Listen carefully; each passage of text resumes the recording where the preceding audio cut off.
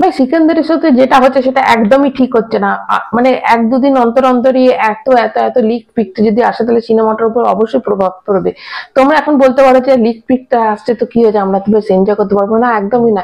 এত leak picture তখনই আসবে তখন সিনেমাটার মধ্যে কিছু দম না থাকলে আসবে। আরে এই সিনেমাটা বিশাল দম আছে, কেন এত লিক পিকচার আসছে? মানে এত পিকচার এরকম করে লিকটা যে মেকারদের বলি, মেকাররা কেন এই পিকচার গুলোকে মানে এরকম করে কিছু বারণ করেনি? দেখো যখন সালার সালার সিনেমাটা যাই হোক যাই রেজাল্ট হয়তো হিট করেনি, কিন্তু সালারের ডিরেক্টর মানে মেকারসরা কিন্তু একটা জিনিস করেছিল, যখন সিনেমাটা রিলিজের ঠিক 1-2 মাস আগে সব সব ওখানে যারা আর্টিস্ট ছিল, যারা অ্যাক্টর অ্যাক্ট্রেস ছিল, তাদের একটাই কথা বলে দিয়েছিল কোন রকম ইন্টারভিউ দেওয়া যাবে না। মানে ইন্টারভিউতে গিয়েও যদি কিছু বলে দেয় তাহলেও কিন্তু সিনেমাটার পক্ষে ক্ষতি। তো এটা একটা খুব ভালো দিক করেছিল, এখানেও কেন এটা করছে না? তো এটা না করার ফলে এত এত সবাই তাদের ইনস্টাগ্রামেতে পোস্ট করে দিচ্ছে যাতে সিনেমার মানে অর্ধেক অর্ধেক কিছু সবাই মানে সিনগুলো ছোট ছোট সিনগুলো সব দেখে যাচ্ছে।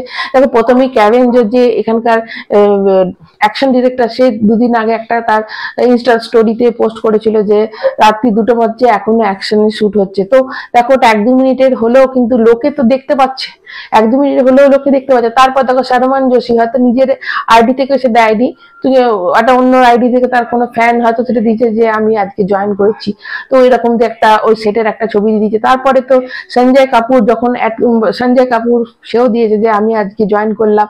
তারপর তো লেটেস্ট হচ্ছে অদ্বিতীয়া সিং 06 বলে একটা আইডি থেকে সে ছবি এসেছে, প্রপার সে ভিডিও দিয়েছে এবং মাড আইল্যান্ডে যে শুটিং হচ্ছে সেটার প্রপার কিছু ভিডিও সে শেয়ার করেছে, পুরোপুরি ভিডিও শেয়ার করেছে। বিকাশ ভার্মা সেও কিন্তু ইনস্টাতে তার স্টোরিতে দিয়েছে এরকম ভিডিও, সে ফুটেজ এরকম করে শেয়ার করেছে। তো এরকম ধরনের শেয়ার, হ্যাঁ তোমরা এখন বলতে পারো এটা কিন্তু একটা স্ট্র্যাটেজি, এটা মানে হাইপ ক্রিয়েট করার জন্য না, একদমই না। সিকান্দার সিনেমাটার এতটাই দম আছে, যদি কিছু না করা হয়, কালকেই যদি বলা হয় যে 2 দিন বাদ আর কিছু ট্রেলার কিচ্ছু রিলিজ করা হবে না, 2 দিন বাদই রিলিজ করানো হবে, তাহলেও কিন্তু বিশাল অ্যাডভান্স বুকিং হয়ে যাবে। এবং এই সিকান্দার সিনেমাটার কিন্তু দম আছে, এটা কিন্তু মানে বলিউডের অনেক অনেক স্টার ডিরেক্টর প্রডিউসার সবাই বুঝে গেছে এই সিনেমাটার একটা শুধু একটা ছোট্ট টিজার না তো একটা গ্লিম্পস যাই বলো তোমরা, কিছুই ছিল না, তাতেই 48 মিলিয়ন কিন্তু এর ওয়ান ডেতে ফার্স্ট ডেতে 48 মিলিয়ন এর ভিউজ হয়ে গেছিল। ওই কিছুই না, ওইটুকু একটা টিজারে, তাহলে তোমরা বুঝতে পারছো যে ওইটার মধ্যে কতটা দম আছে সিকান্দার সিনেমাটার মধ্যে।